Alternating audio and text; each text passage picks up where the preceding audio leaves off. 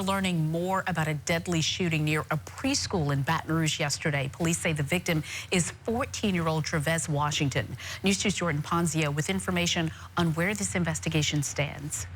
Sylvia, when the shooting happened, it was the middle of the first day of school in East Baton Rouge Parish and caused a nearby preschool to go on lockdown. After gunshots were reported in the 2500 block of Dayton Street near I-110, police found the body of 14-year-old Trevez Washington in a ditch. He had been shot several times. So far, a motive and a suspect aren't known. It's always hard to tell who's involved in what, especially when it comes to these young juveniles or young people in general. Washington lived in the area, but why he was on Dayton Street in the middle of a school day isn't known. Darren Ahmed with Baton Rouge Police said these teenagers now between the ages of 14 and 18 years old are being involved in crimes that typically involved adults many years ago.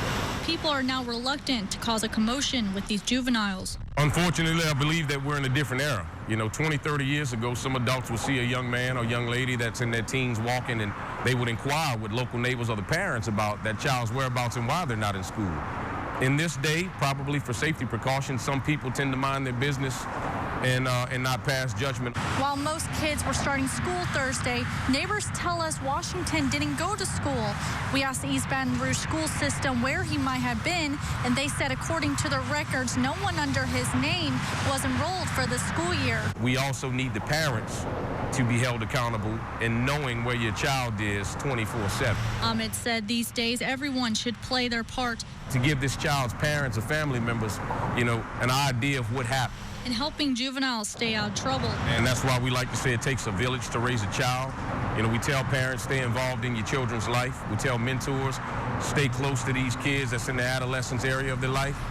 So yes, it's very saddening that it's people that's in their teens that's getting involved in some of these crimes, especially in our city in Baton Rouge. Police say they aren't sure whether Washington was targeted or the victim of a random attack. Anyone with leads should contact Baton Rouge Crime Stoppers. Sylvia?